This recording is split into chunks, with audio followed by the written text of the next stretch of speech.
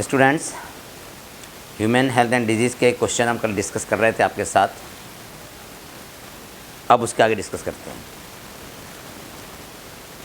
मैरिजुएना, MARIJUANA, मैरिजुएना को किस plant से हम ऑब्टेन करते हैं? मैरिजुएना नारकोटिक है, मैरिजुएना से नशा होता है। इसे किस पौधे से हम ऑब्टेन करते हैं, बताएं आप। इसे ऑब्टेन करते हैं कैनाबिस सटाइवा प्लांट से, कैनाबिस सटाइवा भांग के पौधे से। नेक्स्ट क्वेश्चन, कैनाबिस सटाइवा से कैनाबिनॉइड्स मिलता है। कैनाबिनॉइड्स का रिसेप्टर क्या है? Receptor of cannabinoids brain. Good answer, brain. Flower tops, leaves और resin. Flower tops, leave, resin से हमें एल्कलॉइड कैनाबिनॉइड मिलता है।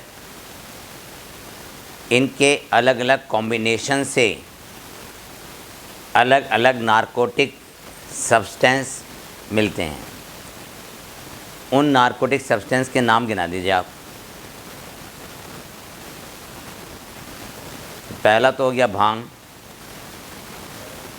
दूसरा हो गया गांजा। तुम्हें ये सब आंसर आते हैं ना, भांग गांजा।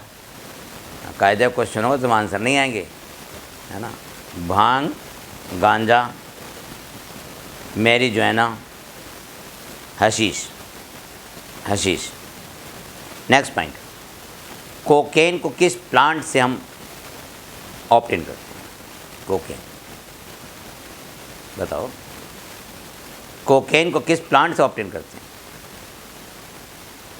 इरिथ्रोजाइलम कोका से, इरिथ्रोजाइलम कोका से कोकेन मिलता है। कोकेन को तो कहते हैं कोका एल्कलॉइड। इसका नेटिव प्लेस क्या है? नेटिव प्लेस मतलब कहाँ रहता है, नेटिव प्लेस, इसका जन्म स्थान क्या है? South America. तो साउथ अमेरिका के इरिथ्रोजाइलम कोका प्लांट से कोकेन मिलता है, कोकेन। नेक्स्ट क्वेश्चन, कोकेन को हम भाषा में कोक कहते हैं, क्रैक कहते हैं। कोक भी कहते हैं और क्रैक भी कहते हैं। नेक्स्ट पॉइंट, कोकेन का इफ़ेक्ट बताएं और कोकेन का रिसेप्टर बता दें। कोकेन का रिसेप्टर भी बताएं और इफ़ेक्ट भी बताएं।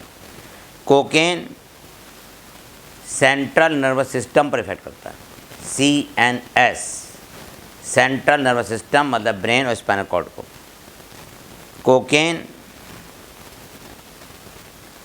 कोकेन का इफ़ेक्ट यूफोरिया, EUPHORIA, यूफोरिया है।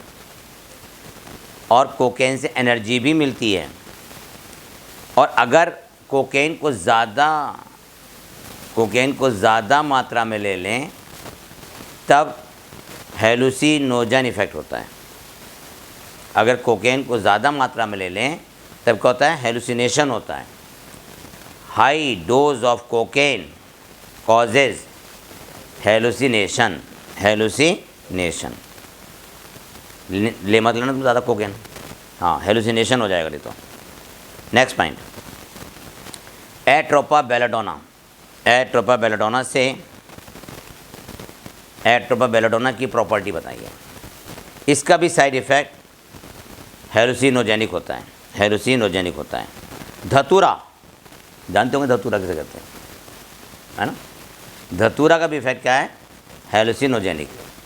लिख लो भाई, लिख लो, लिखा हुआ काम आता है और याद करोगे तो कंपटीशन पास कर जाओगे। धतूरा, धतूरा से मिलता है। धतूरा का इफेक्ट क्या है? हेलुसिनोजेनिक, हेलुसिनोजेनिक।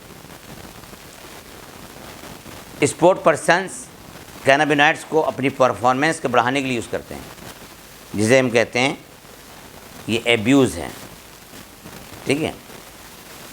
एथलीट्स या स्पोर्ट पर्सन अपनी परफॉर्मेंस को बढ़ाने के लिए कैनाबिनॉइड्स भी यूज़ करते हैं, कैनाबिनॉइड्स का यूज़ करते हैं, जो क्या है? गलत है, इलीगल है। नेक्स्ट क्वेश्चन बहुत अच्छा है, बहुत अच्छा। मेंटल इलनेस किसे कहते हैं? मेंटल इलनेस, वैसे मेंटल इलनेस के बीमार बहुत हैं, मैं मानता कोई नहीं कि मैं मेंटल इलनेस से हूँ। हाँ, मेंटल इलनेस की पहचान ये है, उसे डिप्रेशन भी होता है, उसे इंसोम्निया भी होता है। Depression slow body function, insomnia नींद का ना आना, है ना। हालांकि उसे फिजिक्स की किताब दिखा दो, नींद आ जाएगी, है ना, तो पढ़ने बैठ जा। चलिए खैर, मेंटल इलनेस, मेंटल इलनेस का सिम्टम है डिप्रेशन और इंसोम्निया।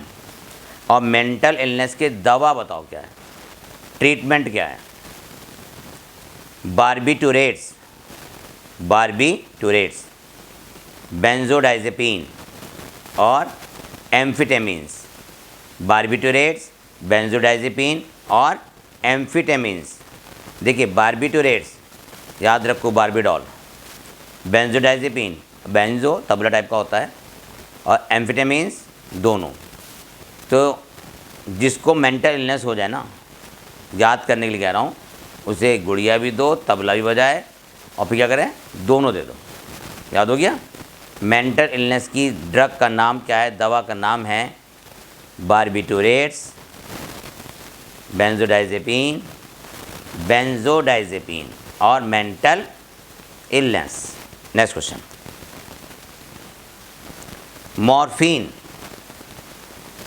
का इफेक्ट बताओ। मॉर्फिन का इफेक्ट, मॉर्फिन का स्ट्रॉन्ग इफेक्ट पता क्या है? ये सेडेटिव भी है, एनाल्जेसिक भी है। सेडेटिव उसे कहते हैं जिससे नींद आती है, और एनाल्जेसिक उसे कहते हैं जो पेन किलर है, जिससे दर्द का एहसास ना हो। ठीक है, दर्द का एहसास ना हो। ड्रग एब्यूज़ का इफेक्ट बताइए, आप बताएं जो सबसे पीछे बैठा है, मुझे लग रहा ड्रग खा के बैठा है वो। हाँ, ड्रग एब्यूज़ का इफेक्ट, ड्रग एब्यूज़ का इफेक्ट है फिजिकल फंक्शन का डिस्टर्ब हो जाना, फिजियोलॉजिकल फंक्शन का डिस्टर्ब हो जाना, और साइकोलॉजिकल भी डिस्टर्ब हो जाना। फिजिकल, फिजियोलॉजिकल और साइकोलॉजिकल डिस्टर्ब हो गया। ठीक है, तो ड्रग एब्यूज़ का इफेक्ट है फिजिकली भी डिस्टर्ब, साइकोलॉजिकली भी डिस्टर्ब और फिजियोलॉजिकली भी डिस्टर्ब। स्मोकिंग का इफेक्ट बताइए। देखिए स्मोकिंग इफेक्ट क्या है, माना स्मोकिंग में क्या करते हैं, तंबाकू तो लेते हैं, इसका मतलब जब स्मोकिंग जो कर रहे हैं उनमें निकोटीन जा रहा है ना। तंबाकू का यूज़ लगभग 400 साल से हो रहा है। अब तंबाकू को लोग स्मोकिंग के रूप में यूज़ करते हैं, चिविंग के रूप में यूज़ करते हैं, और स्नफ के रूप में। स्मोकिंग, चिविंग और स्नफ, SNUFF के रूप में यूज़ करते हैं, है ना, स्नफ। देखिए तंबाकू में निकोटीन है, अगर आपने तंबाकू लिया स्मोकिंग की तो निकोटीन बॉडी के अंदर गया। निकोटीन क्या करता है, निकोटीन ब्लड के द्वारा पहुंचता है एड्रिनल ग्लैंड में, एड्रिनल ग्लैंड को स्टिमुलेट करता है, उससे हार्मोन निकलता है एड्रेनेलिन, और एड्रेनेलिन हार्मोन और नॉर एड्रेनेलिन हार्मोन हार्ट बीट को बढ़ा देता है, ब्लड सर्कुलेशन को बढ़ा देता है। ठीक है, हार्ट बीट को बढ़ाता है और ब्लड सर्कुलेशन बढ़ाता है, और साथ में ब्लड प्रेशर को भी बढ़ा देता है। तो nicotine stimulate adrenal gland to release adrenaline and nor adrenaline into blood circulation. ठीक, रिजल्ट क्या है, increase blood pressure, increase heart rate. अगर स्मोकिंग करोगे ना तो ब्लड में क्या पहुंचा, निकोटीन, वो निकोटीन आपकी एड्रिनल ग्लैंड में पहुंचकर हार्मोन एड्रेनेलिन और नॉर एड्रेनेलिन को रिलीज़ कर देगी, और इस हार्मोन से हार्ट रेट भी बढ़ जाएगा।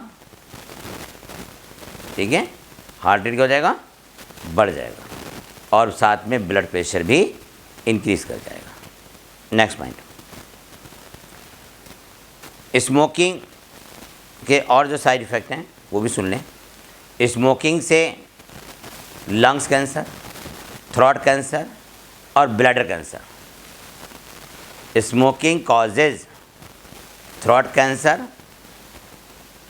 लंग्स कैंसर और यूरिनरी ब्लैडर कैंसर। तंबाकू से ना बॉडी के किसी भी पार्ट का कैंसर हो सकता है, नोट कर लीजिएगा। Tobacco causes cancer any part of the body. Next point, smoking एक साइड इफेक्ट और भी है। स्मोकिंग में क्या होता है, कार्बन मोनोऑक्साइड, और कार्बन मोनोऑक्साइड हीमोग्लोबिन से बहुत जल्दी जुड़ती है। मतलब ऑक्सीजन और कार्बन मोनोऑक्साइड की कंपैरिजन कराएं तो कार्बन मोनोऑक्साइड ऑक्सीजन के कंपैरिजन में 250 टाइम्स मोर हीमोग्लोबिन के साथ एफिनिटी रखती है।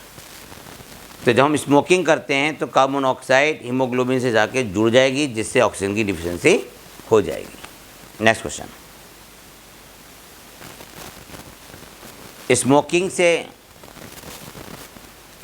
एक डिजीज़ और होती है जिसमें लंग्स में छेद बन जाते हैं, लंग्स पोरस हो जाता है, लंग्स में होल बन जाते हैं, लंग्स जगह जगह डैमेज होता है। उस बीमारी को कहते हैं एम्फाइसेमा। Emphysema, EMPHYSEMA, emphysema. और अगर हमने इसे पढ़ा हो आगे बायोटेक्नोलॉजी चैप्टर में, एम्फाइसेमा का ट्रीटमेंट क्या है, अल्फा-1 antitrypsin, अल्फा-1 antitrypsin. Next question, adolescence. Adolescence किसे कहते हैं, एडोलेसेंस एज है 12 से 18 ईयर्स की, 12 to 18 years. A process during which a child become mature, a child become mature. Adolescence वो स्टेज है जिसमें चाइल्ड एडल्ट में बदल जाता है। तो चाइल्ड के अंदर बिहेवियरल चेंजेस होते हैं, चाइल्ड के अंदर स्ट्रक्चरल चेंजेस होते हैं। तो चाइल्ड के अंदर बिहेवियरल चेंजेस हैं और बायोलॉजिकल चेंजेस होते हैं एडोलेसेंस स्टेज में। ठीक है, adolescence stage is very vulnerable phase. Note करें इस चीज़ को, adolescence is a very vulnerable phase of mental and psychological development, mental and psychological development.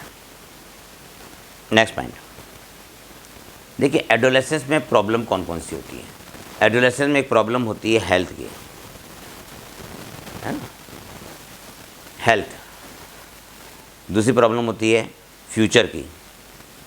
तीसरी प्रॉब्लम होती है अपने आप को एक्सपोज करने की,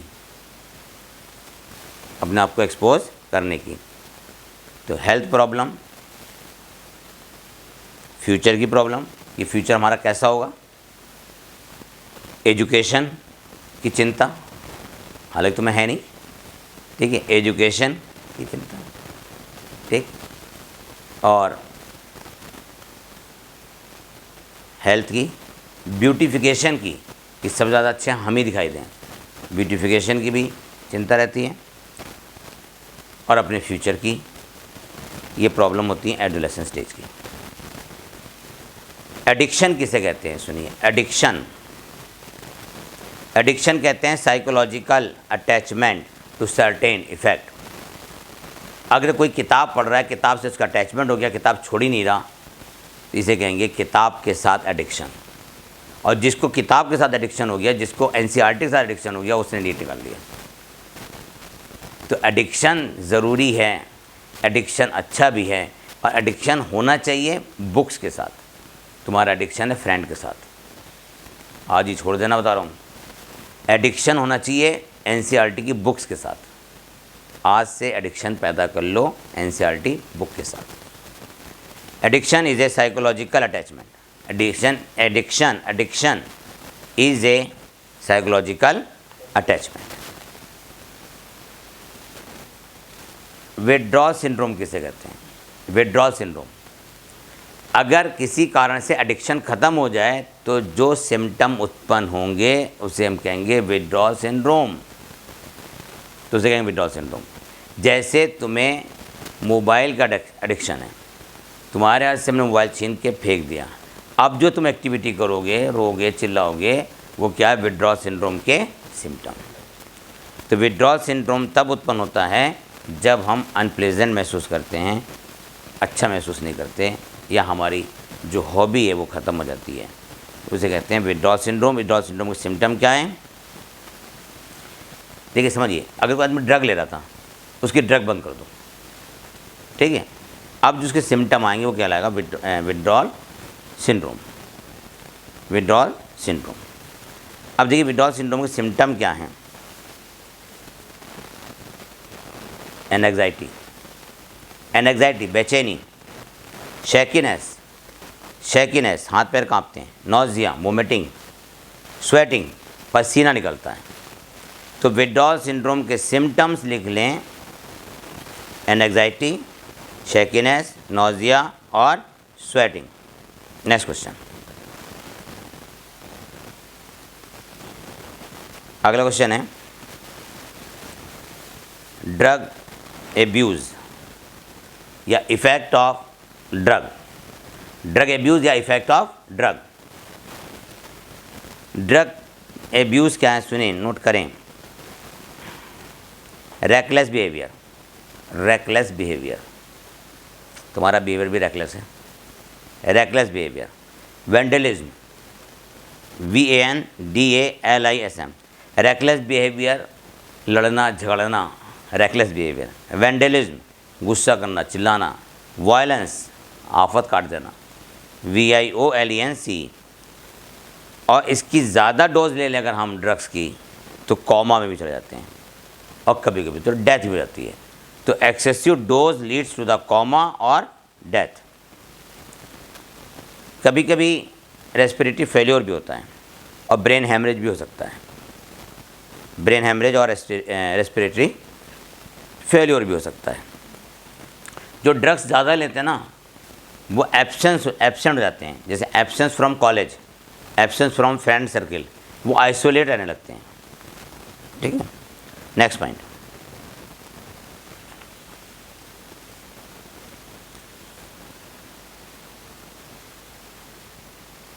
एड्स और हेपेटाइटिस बी दोनों ही STD हैं और दोनों ही इन्फेक्शियस हैं। दोनों कैसी हैं? इन्फेक्शियस हैं। एक कौन सी? एड्स और हेपेटाइटिस बी, दोनों इन्फेक्शियस हैं। इन दोनों डिजीज़ की स्प्रेडिंग है ना, स्प्रेडिंग इन्फेक्टेड निडल और सिरिंज से हो जाती है। इन्फेक्टेड निडल और सिरिंज से हो जाती है, ठीक है।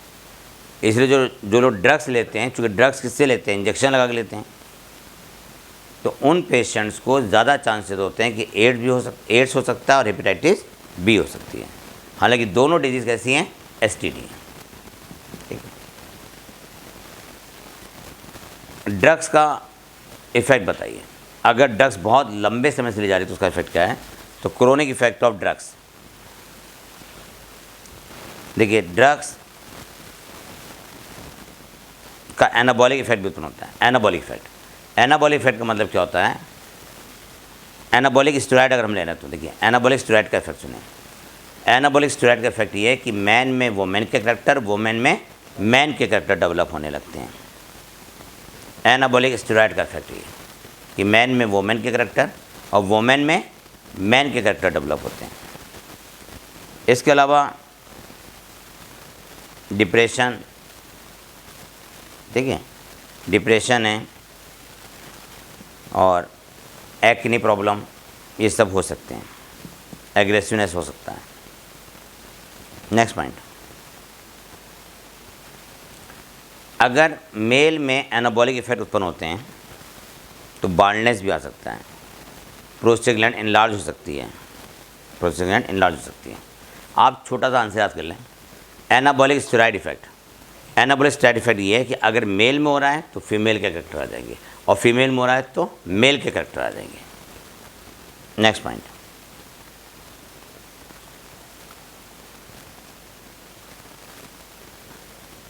एड्स और हेपेटाइटिस बी दोनों का इन्फेक्शन, एड्स और हेपेटाइटिस बी दोनों का इन्फेक्शन जो होता है वो इन्फेक्टेड ब्लड ट्रांसफ्यूज़न के द्वारा और सेक्सुअल कॉन्टैक्ट के द्वारा, इन्फेक्टेड ब्लड ट्रांसफ्यूज़न के द्वारा और सेक्सुअल कॉन्टैक्ट के द्वारा होता है। नेक्स्ट पॉइंट, देखिए ये चैप्टर कंप्लीट हो गया।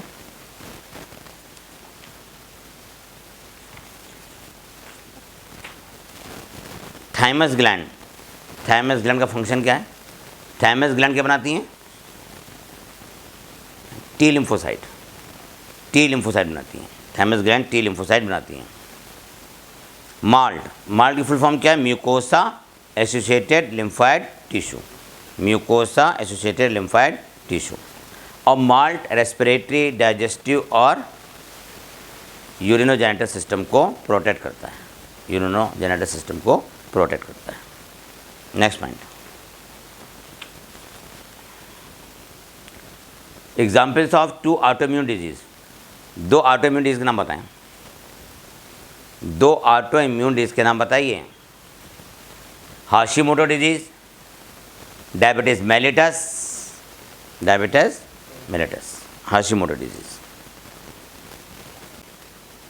जिस पेशेंट को एड्स होता है उसे और कौन कौन से इन्फेक्शन है सिम्टम आते हैं? देखिए एड्स पेशेंट में निम्न फीचर्स भी होते हैं, निम्न करैक्टर भी होते हैं। एड्स पेशेंट में, एड्स पेशेंट को टॉक्सोप्लाज्मा का इन्फेक्शन होता है। एड्स पेशेंट को माइकोबैक्टीरियम वायरस, टॉक्सोप्लाज्मा, फंजाई का इन्फेक्शन हो जाता है। याद कीजिए, mycobacterium virus fungi, mycobacterium virus fungi और टॉक्सोप्लाज्मा का इन्फेक्शन होता है। नेक्स्ट पॉइंट, नाको, NaCO की फुल फॉर्म क्या है?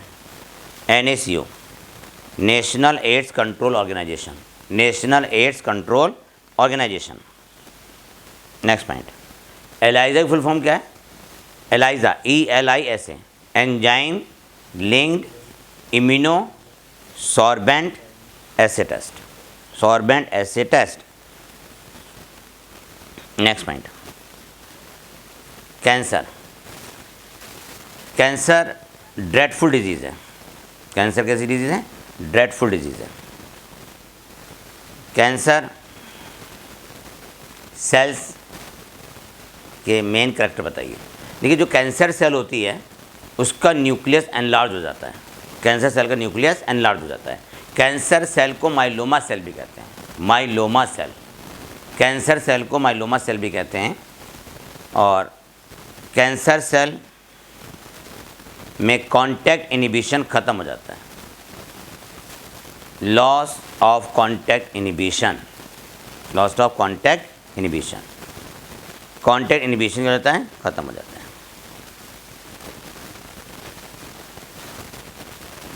देखिए कैंसर सेल की 2 पहचान, कैंसर सेल एक तो इमोर्टल होती है, कभी मरती नहीं, ठीक है। कैंसर सेल कब बनती है? जब उसके DNA में डिस्टर्ब होता है, जब DNA डिस्टर्ब हो जाता है तब कैंसर सेल बनती है। कैंसर सेल डिवाइड करके, कैंसर डिवाइड करके है ना मैलिग्नेंट ट्यूमर बनाती हैं, मैलिग्नेंट ट्यूमर, मैलिग्नेंट ट्यूमर बनाती हैं। देखिए बेनाइन ट्यूमर और मैलिग्नेंट ट्यूमर में डिफरेंस क्या है? बेनाइन ट्यूमर कैंसरस नहीं होता, मैलिग्नेंट ट्यूमर कैंसरस होता है, मैलिग्नेंट ट्यूमर कैंसरस होता है। नेक्स्ट पॉइंट, प्रोटो ऑन्कोजीन या सेलुलर ऑन्कोजीन को कैसे लिखेंगे? सेलुलर ऑन्कोजीन या प्रोटो ऑन्कोजीन को कैसे लिखेंगे? देखिए C बनाए स्मॉल, डैश कर दें, ONC, ONC स्मॉल से। नेक्स्ट पॉइंट,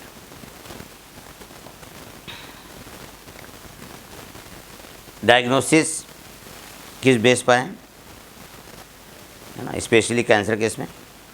तो लिखिए एक्सरेज, एक्सरेज, CT,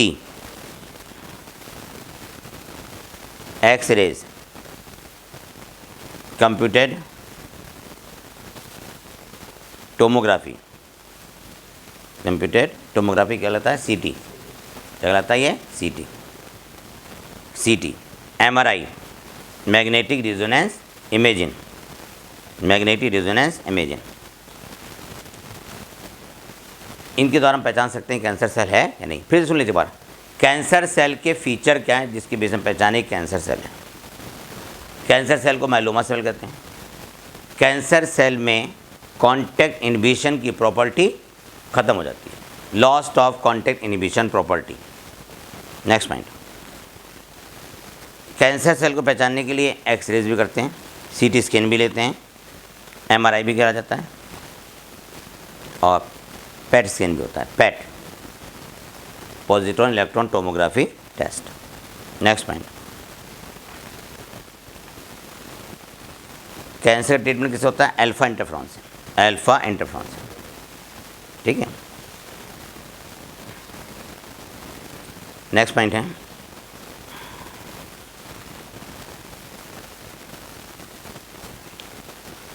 अगला पॉइंट बताइए, लिंकेज ग्रुप कितने होते हैं मॉर्फिन में? 2। कितने ग्रुप होते हैं? 2 होते हैं, है ना। लिंकेज ग्रुप कितने होते हैं? 2 होते हैं। इस चैप्टर में मैंने लगभग क्वेश्चन पूछ लिए। अगर कोई आदमी एनाबॉलिक स्टेरॉइड खाता है, एनाबॉलिक स्टेरॉइड ज़्यादा खाता है, तो उस पर क्या इफेक्ट होगा? देखो, अगर मैन एनाबॉलिक स्टेरॉइड खा रहा है तो उसमें फीमेल के करेक्टर आने लेंगे, है ना। और अगर फीमेल है और एनाबॉलिक स्टेरॉइड ज़्यादा ले रही है तो उसमें मेल के करेक्टर आने शुरू हो जाएंगे, ठीक है। ये होता है एनाबॉलिक स्टेरॉइड का इफेक्ट। आगे समझे? एनाबॉलिक स्टेरॉइड मतलब क्या? अगर मेल ने ज़्यादा खा लिया तो उसमें फीमेल के करेक्टर, और फीमेल ने ज़्यादा खा लिया तो उसमें मेल के करेक्टर डेवलप होते हैं, उसे कहते हैं एनाबॉलिक स्टेरॉइड इफेक्ट। ये टॉपिक यहाँ कंप्लीट होता है। नेक्स्ट वीडियो में फिर मिलते हैं। Thank you. डायग्राम कौन सा है ये? इस वक्त जो आपको दिखाई दे रहा है, ये केमिकल स्ट्रक्चर है मॉर्फिन का। ये केमिकल स्ट्रक्चर है मॉर्फिन का। मॉर्फिन एल्कलॉइड है पॉपी प्लांट का, पेपावर सोमनीफेरम का। इस मॉर्फिन में लिंकेज ग्रुप कितने होते हैं? मॉर्फिन में 2 लिंकेज ग्रुप हैं। मॉर्फिन में 2 लिंकेज ग्रुप हैं। प्लांट, ये कौन सा प्लांट है? पेपावर सोमनीफेरम, पेपावर सोमनीफेरम। इस पेपावर सोमनीफेरम से मॉर्फिन मिलता है। कैप्सूल, जब मैंने पेन रखा देखिए कैप्सूल है, कैप्सूल सोर्स है, कैप्सूल सोर्स है मॉर्फिन एल्कलॉइड का।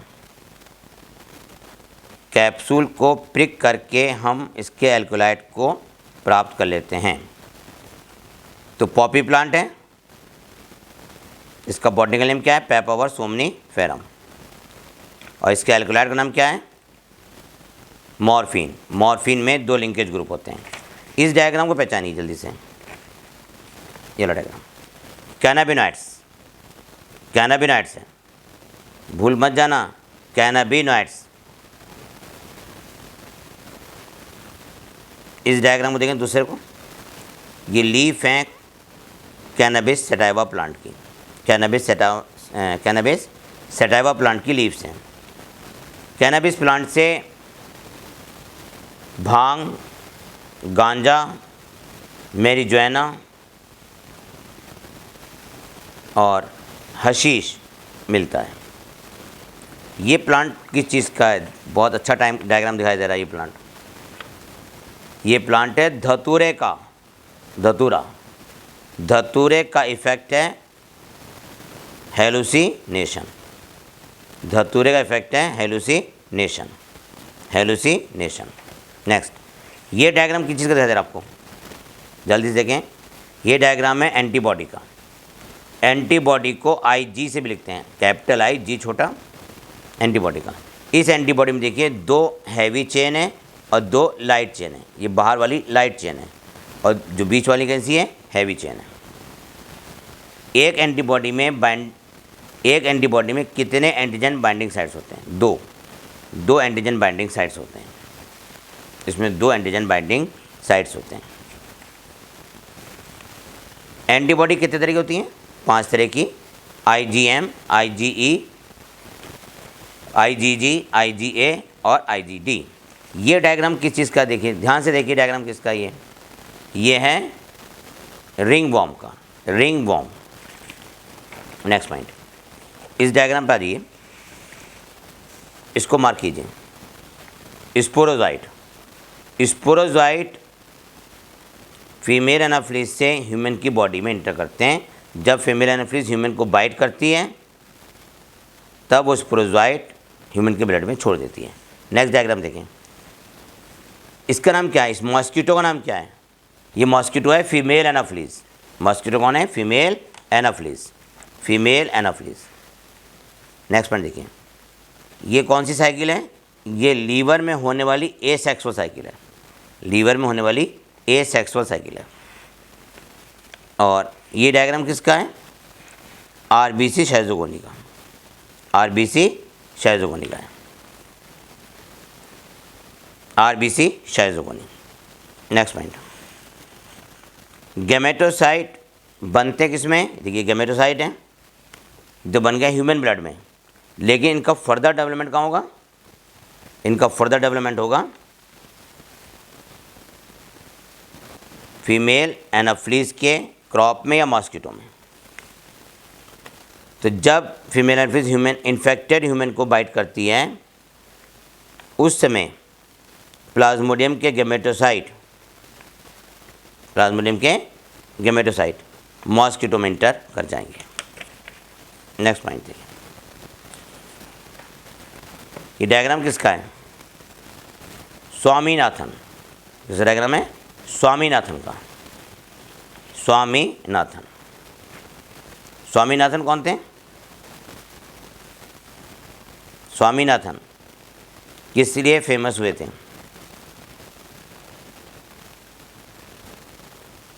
स्वामीनाथन कौन थे? फादर ऑफ,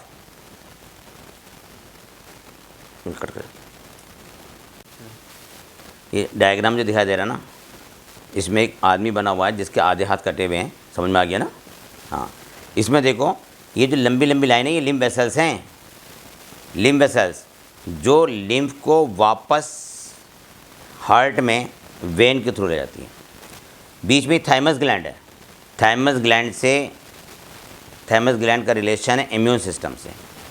थाइमस ग्लैंड में बी और टी लिम्फोसाइट मैच्योर होती हैं। लिम्फ नोड्स, ये सब क्या हैं? Lymph nodes. जहाँ भी बॉडी में जॉइंट्स होते हैं वहाँ पे ज़्यादातर लिम्फ नोड्स होते हैं। इस डायग्राम को याद कर लो, थाइमस ग्लैंड है इसका नाम, और ये क्या है? लिम्फ नोड्स हैं।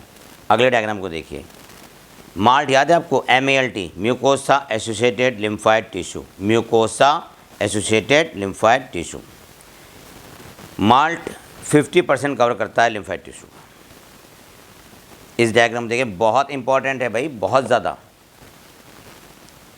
रेट्रोवायरस, रेट्रोवायरस मीन्स, रेट्रोवायरस यहाँ पे HIV है, इसमें जेनेटिक मटेरियल क्या है? RNA।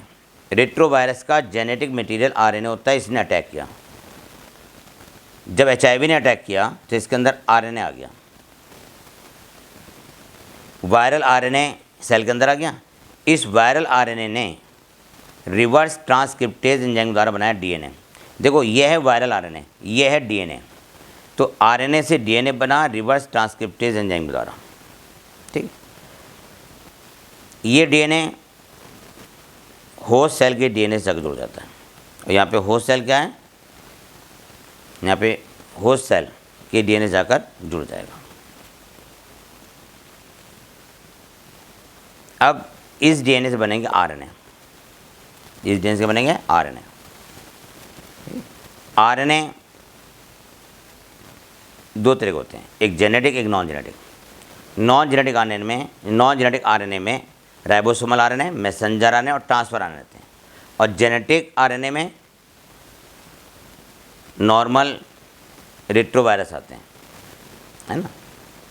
देखो जेनेटिक RNA जिसका होता है उसमें नॉर्मल रेट्रोवायरस आते हैं, ठीक है। ये डायग्राम याद रखिएगा, अरे भूल मत जाना। देखो ये क्या? HIV retrovirus. इस HIV को किसने एंटर किया सेल के अंदर? सेल के अंदर से किसने भेजा?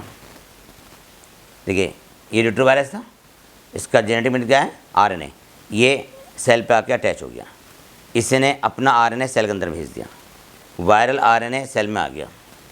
इस वायरल RNA ने रिवर्स ट्रांसक्रिप्टेज एंजाइम द्वारा बनाया DNA, और ये DNA जब रेप्लिकेट करता है तो RNA के थ्रू करता है, ठीक है।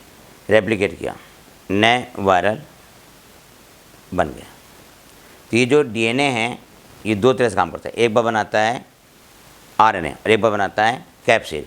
और कैप्सिड और आरएनए दोनों मिलकर बना देते हैं रेट्रोवायरस, दोनों मिलकर बनाते हैं रेट्रोवायरस। इस डायग्राम को याद रखिएगा। नेक्स्ट पॉइंट देखिए,